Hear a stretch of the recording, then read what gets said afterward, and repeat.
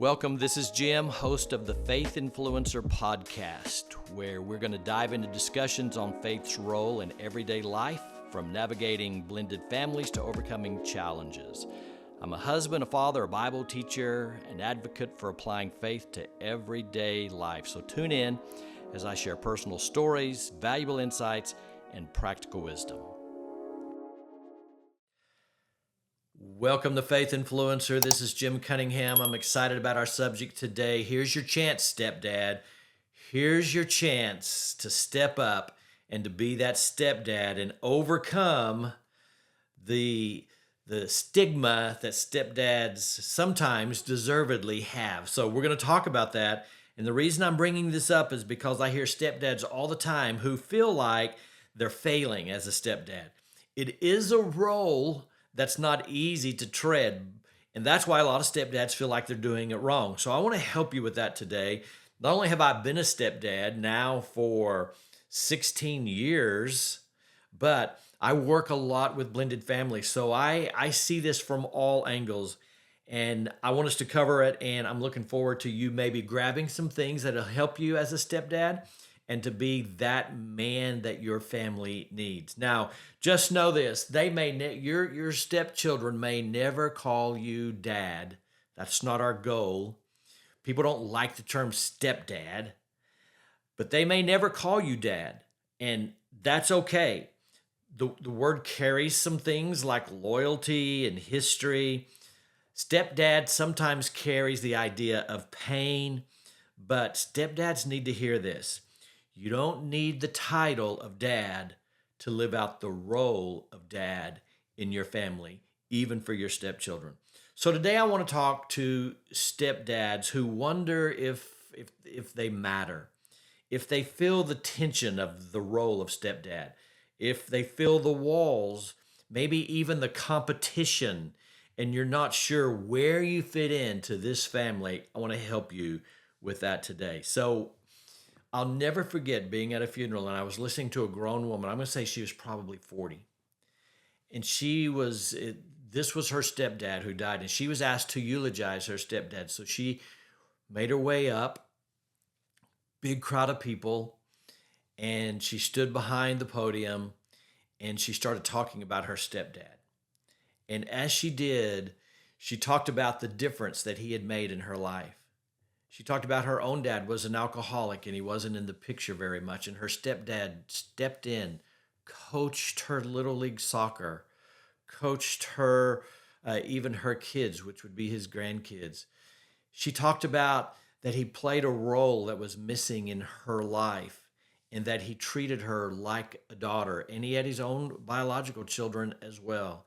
And as she walked through all the traits of her stepdad, and how he literally stepped into their family and changed her own life, gave her that positive male figure in her life. As she was doing that, I thought to myself over and over and over again as I sat there, I want to be that stepdad. I want my stepchildren to be able to say things like that about me that she is saying about her stepdad. And I knew him, not very well, but I knew him, and I instantly had this gigantic respect for him because he stepped up and played that role of stepdad. So she didn't call him dad. That's not what she called him, but their relationship was so important. That's what I want to help you be today. I'm assuming all of you out there who are stepdads, that's the role that you want to play. You want to be that kind of person. So, I jotted down so I wouldn't forget. The last thing that she said was this. She said, when my world fell apart, he stayed. Just think about that. When my world fell apart, she said, he stayed. He didn't leave. He didn't disappear. He didn't quit on us. That man shaped my life, and he didn't have to. That's the last thing that she said about him. So sometimes the role that you play is so important, and I want to get this into your head right at the beginning. It doesn't have to be biology. It literally can just be by your presence. You don't have to be the dad to make this gigantic impact on your stepchildren's lives. So, stepdad, all of that to set this up. Here's your chance. Here is your chance to create that kind of bond and that kind of difference for some kids that are not yours biologically, but by marriage, you've been linked together. Now, you're not trying to replace anyone. So overcome that right now. You're not going to replace their biological father. Even if their biological father is a jerk, you're not going to replace them because your stepchildren still love their dad. You're not in competition with him. You don't have to be him. You don't have to do things like him. Sometimes if a biological father is out of the picture, when they do come in the picture, they come with cash. You know what I'm talking about? Here's this father who's off doing his thing, running around, not raising his children, but he'll come around. And when he does, he comes with cash and gifts and presents, thinking that makes up for time. And it doesn't even come close. So even though that's not what you're doing for your stepchildren, listen, time is doing way more. So you just keep playing that role that you're playing, and you do not have to compete with the biological father. So you're not forced into a position that's not yours. But you are in a unique role as a stepdad, and it's one that only you can fulfill. So this is a calling. I want you to think about it. This is a calling that's now yours. You're in this household. You have all of this family gathered together. This is now your calling. So let's step up and make the best of it. So here we go. So when you enter into a family, here's what often happens in the beginning with stepchildren as you've brought these families together. One, they're going to come in with guarded hearts. So you should expect that. They're going to come in with loyalty conflicts. You should expect that. They're going to walk into this household, and there you are, and they're going to fear being hurt again, because trust me, they're bringing pain with them. We've talked about that a lot in previous podcasts. So sometimes they're going to walk in and they're going to do everything they can to hold you at an arm's distance. You should expect that. But here's the mistake that you're going to make if you're not careful.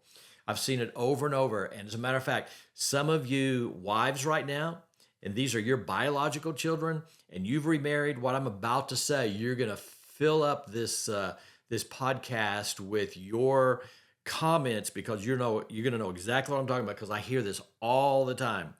Sometimes a stepdad will enter into this family, everything's going to be great, but then right off the bat, the stepdad feels like he's in competition with your children. That's what happens. I felt that. I've told you that before in a previous podcast. He's going to feel like he's got to stake out his place in the family as the head of the house, or as the dad, or as the one in authority. And he's got to step into that role. And so all of a sudden, if you're not careful, stepdad is in competition with his stepson. He needs to make sure that stepson realizes that he's the son and he's the stepdad and he's in charge. And so all of a sudden, he's bowing up and flexing so that everyone in the household knows who he is. Listen, that's the worst thing you can do. As a matter of fact, it's probably normal, but it's pretty immature to feel like you have to flex so that everyone knows that you're roaring loudly as the lion of this household. So don't step in looking for that position. You're not in competition. When your stepson, if it's a son, when your stepson is resisting you, I want you to remember, he is going to resist you for a while until there's a relationship there. So your number one job, as we've said before, is build a relationship. But he's not resisting you because he wants to be the head of the house. That's not why he's doing it. That's how you're taking it. And so you want to flex, but that's not why he's doing it. He's pushing against these new people in his life. And a lot of it's out of pain and hurt. But don't take it as competition.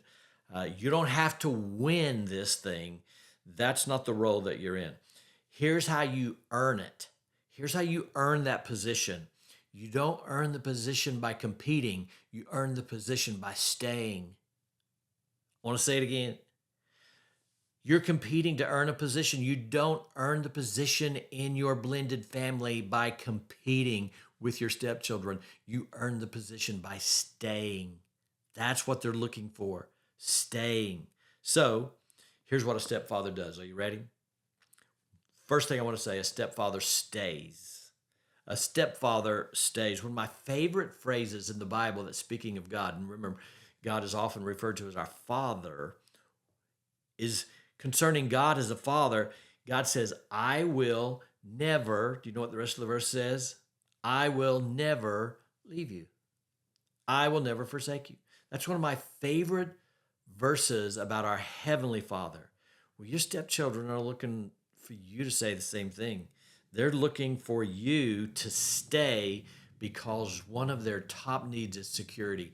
And so, stepdads, when you step into your blended family, you know what you're providing? You're providing security. Now, you may not think so because they're pushing against you and they're rejecting you in the beginning because they have all of these loyalty conflicts with their bio dad and all of this kind of stuff. But they're looking for you to stay. And it's going to take them a while before they trust that because they're perhaps really distrusting right now because of the hurt that they've been through. They're not looking for perfection. They're not looking for perfection. You're going to say things that you're going to regret. You're going to do things that you wished you hadn't have done. All of that's going to happen. That's just a part of being human. But they're not looking for you to be perfect. They're looking, is he going to stay? So listen, it's not about perfection. It's about, I'm going to be consistent. I'm going to be here. I'm going to stay. It's not about you showing them who's the boss. It's not about your dominance. It's not about your control. It's about consistency. So nail that down. That's what they're looking for. And I love that idea. Don't you think about this, stepfather, that you're stepping into this role and it's going to take a while for everybody to figure it out and the kids are going to push against it. But let me tell you what's going to happen. I'm going to tell you this by experience.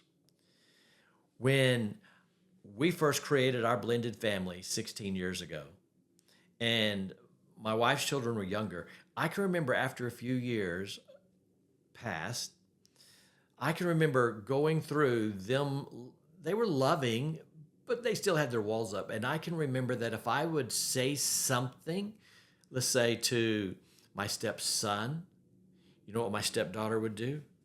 She would go tell her mother. That's just what she did. Do you know what Jim said to our stepson?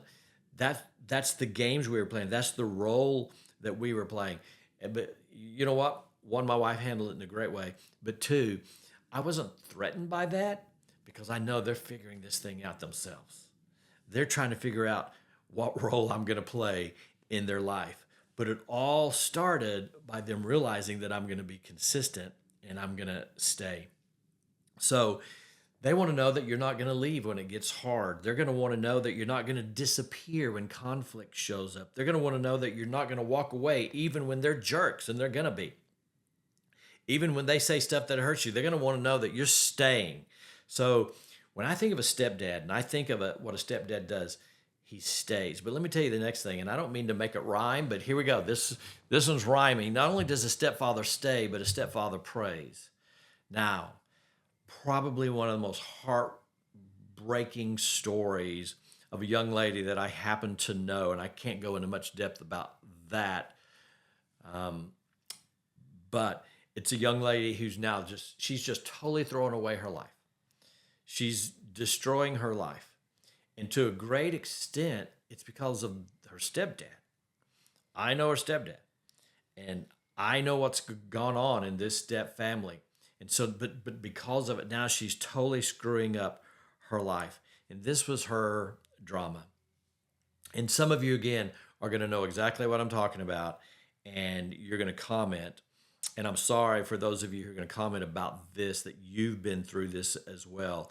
But this is what she would say. She would say, when I would come home from school, talking about high school, she said, when I would come home from high school and I'd walk into the house, hoping that he wasn't there, but if he was there, she said, I could just feel it. I could just feel, even though he wasn't in my visual sight yet, she said, I could just feel that he was in the house.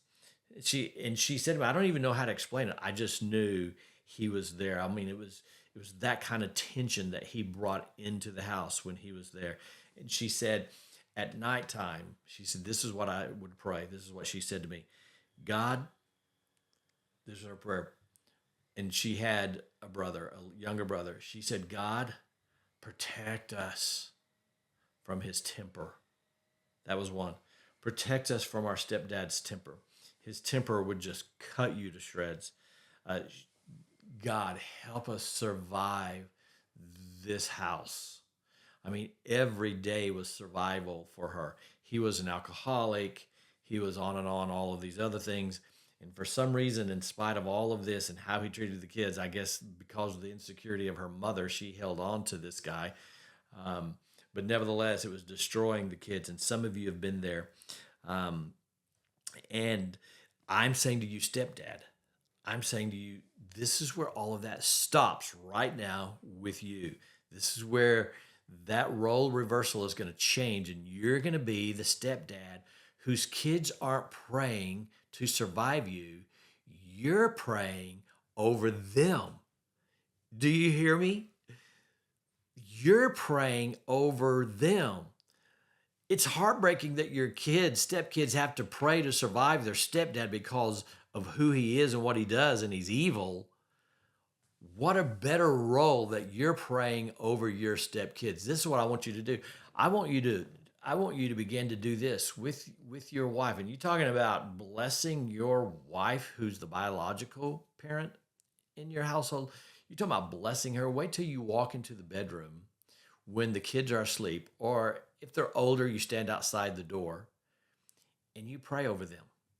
They may not even know you're doing it. You're being serious. You're just saying, God, help them through these difficult years they're in.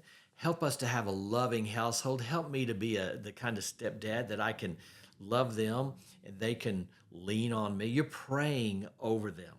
You're praying for their peace. You're praying for their confidence. You're praying for their future.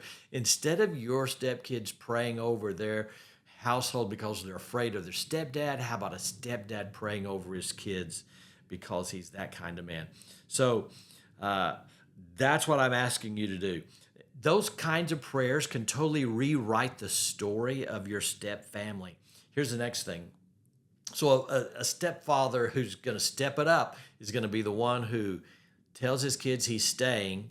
He's going to be the one who's doing the praying, but he's also an encourager. So this may be the first job you have. You may be the officer of encouragement for your household. You become the cheerleader for your stepchildren. It's their biological mother's job to parent them, to discipline them. But in the beginning, you're building a relationship and you're encouraging them. One of the biggest criticisms that I get about stepdads is how easy it is for a stepdad to be critical of his stepchildren. And boy, do I know that's true. I've told you before, I could see things in my stepson before I could see it in my biological son. Hate to admit that. That was a long time ago, and thank God that's not the case now, but initially it was. I don't know why we do that, but sometimes we do. So one of your first jobs is not to be the officer of criticism. Your kids don't need another critic. They don't need a stepdad who has a critical spirit. Do you know how awful it is to be married to someone who has a critical spirit? They just find fault in everything. Well, if you're not careful as a stepdad, you're going to find fault in your stepchildren for everything. You're going to be calling out their bad grades all the time. You're going to be talking about their messes, or there's a crumb left behind on the table, or missed expectations that you had for them. I'm going to tell you, don't be the critical stepdad. I hate that. That's a terrible stereotype. It's a terrible place to be. Become the stepdad of encouragement. Your stepkids need your encouragement. Take that on as a role. But I want to give you some guidance. I want to give you some guidance about encouraging, how to encourage. There's a right way and a wrong way even to encourage, and here it is. When I say that I want you to become that person of encouragement for your stepkids, they're going to fall over dead that stepdad's encouraging them. And even sometimes maybe mom is too hard on them and your encouragement is what they need. But there's a way to encourage them. Don't just encourage them for things like that are superficial.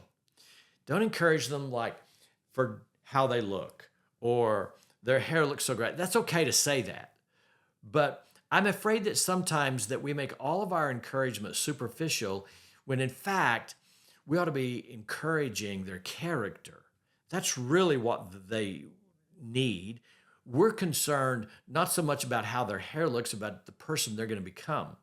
Well, you have a role in that by encouraging things. I say to my son all the time, my son, he lives to work out. He lives to go to the gym. He's now 15 years old. He wants to go every single day, and he does not miss. And he has a regiment that he follows, a schedule every time he works out. And that gives me the opportunity to encourage him for something about character. You know what that is? I will say to him, I'm so impressed by how disciplined you are. You're so disciplined. Well, discipline is a character trait.